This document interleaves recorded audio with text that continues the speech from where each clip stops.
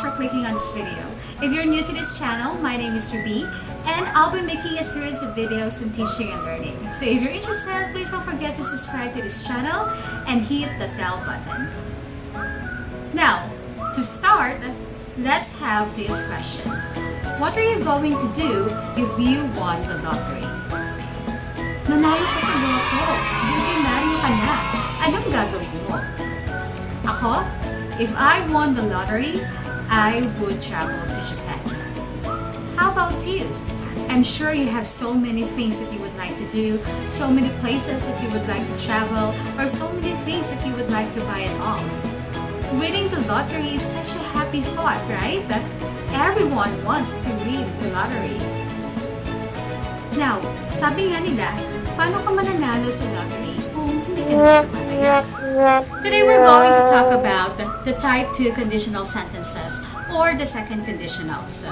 Now, the second conditional is just like the first conditional. We are still thinking about the future. We are still thinking about a particular condition in the future and its possible results.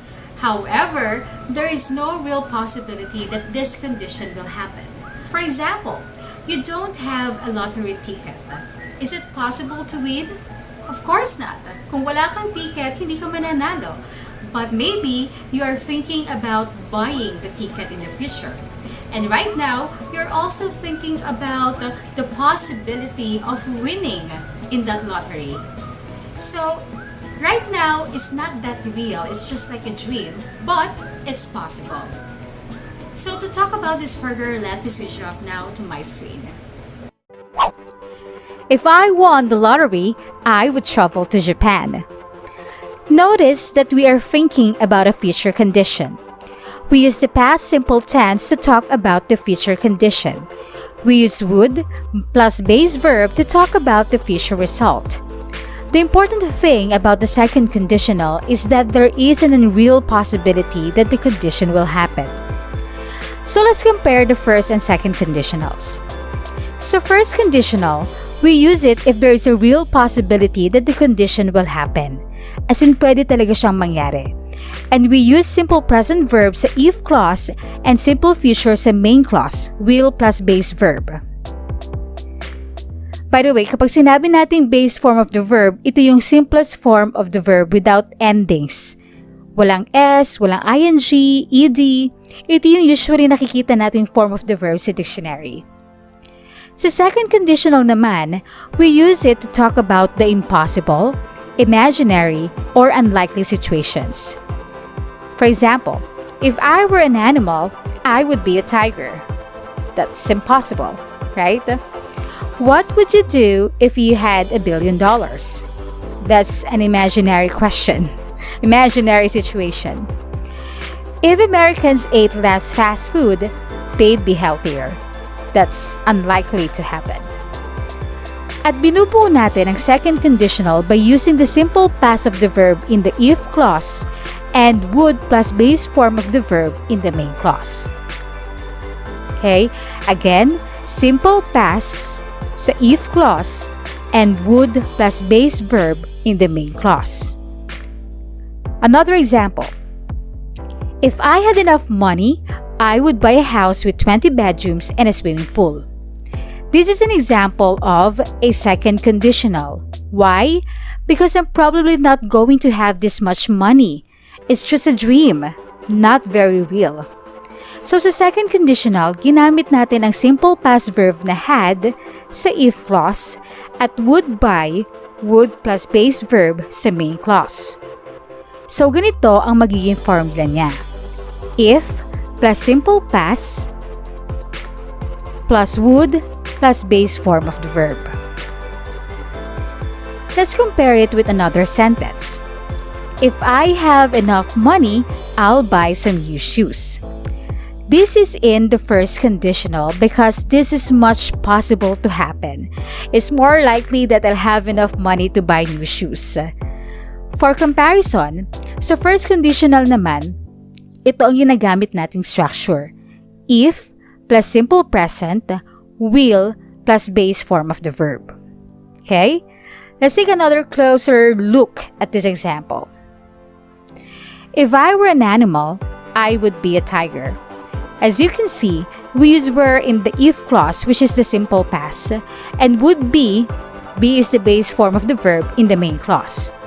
Take note, we use were instead of was even though I is singular because the sentence is in the subjunctive mood.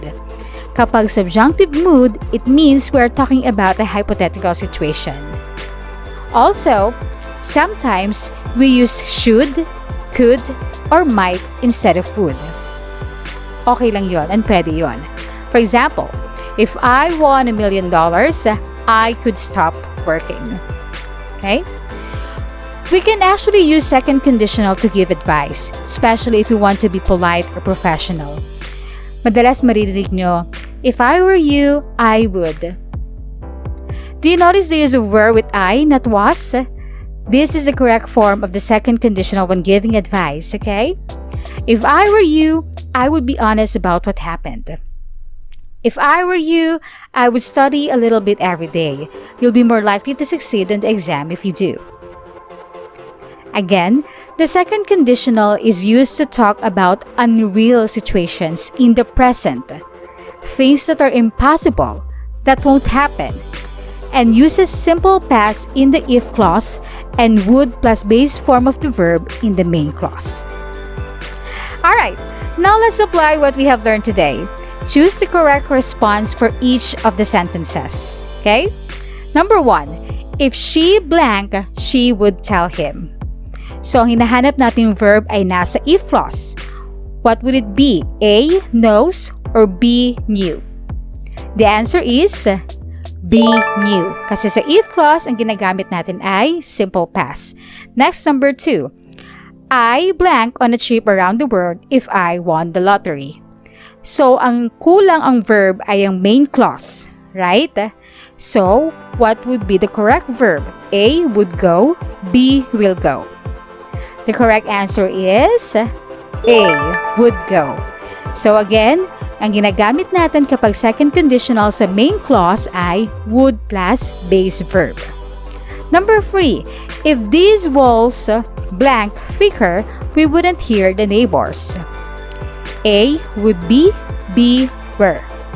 So dahil ang nawawala, ang kulang ang verb ay if clause, the correct answer is B, were. Number 4, I would come if I blank a car. So, ang nawawala or kulang ang verb ay sa if clause. So, should it be A, would have, or B, had? It should be B, had. Number 5, if his nose were smaller, he blank very handsome. A, would be, B, was. The correct answer is A, would be.